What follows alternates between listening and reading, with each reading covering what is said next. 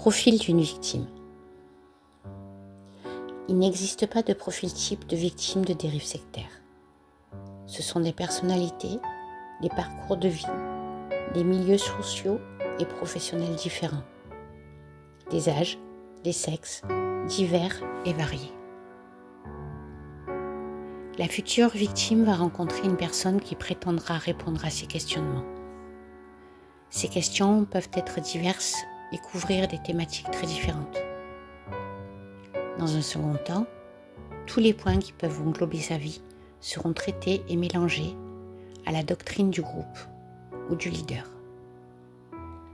Au début, la victime va bien, parfois même beaucoup mieux selon elle. Elle a l'impression d'avoir de nouveaux amis, enfin une famille qui la comprend, elle se sent moins seule.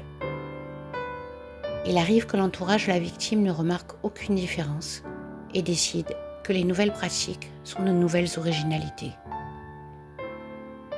La victime pourra dire bien plus tard « Je n'étais plus moi.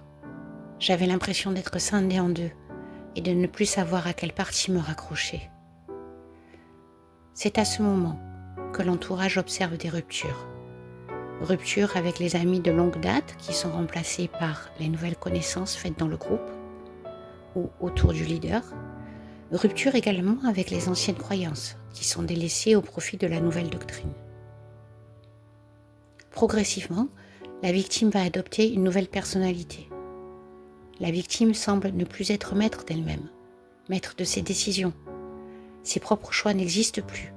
Ce sont les choix dictés par la doctrine qui prennent place.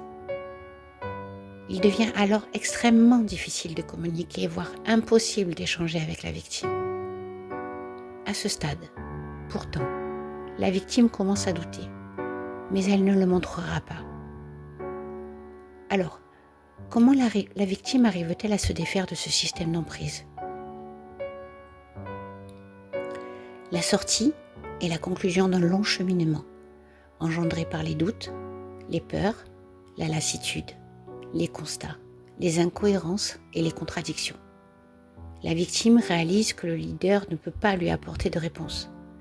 Elle s'aperçoit que les agissements au sein du groupe vont en l'encontre de ses valeurs. Elle se rend compte que ses difficultés se sont multipliées depuis son attachement au groupe et au leader. Il est également envisageable que la victime soit exclue du groupe en raison de ses doutes, de ses questions, de ses remises en question.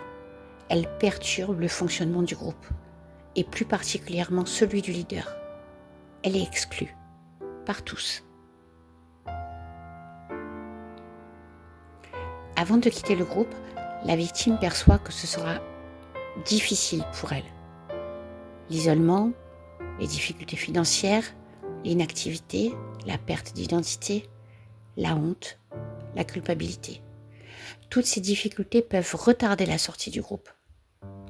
Cependant, le plus important reste la perte de confiance en soi. La victime ne peut plus faire confiance à qui que ce soit. Elle n'a plus confiance en elle-même. Dans un grand isolement, elle ne sait plus qui elle est. Elle n'arrive plus à faire la part des choses entre ce qui lui appartient vraiment et ce qui appartient à la doctrine. Bien souvent, c'est ici que la victime perd pied. Elle remet en question toute son existence. Elle a du mal à avoir une compréhension propre du monde qui l'entoure. Se reconstruire après avoir vécu l'emprise mentale prend du temps, beaucoup de temps. C'est aussi à ce moment-là que la victime aura besoin d'oreilles attentives, non jugeantes, car elle se juge déjà beaucoup elle-même. La famille, les amis ont un rôle important à jouer ici, comme au moment de la rencontre avec le leader. Un rôle de présence et d'écoute. Le travail psychothérapeutique est alors essentiel.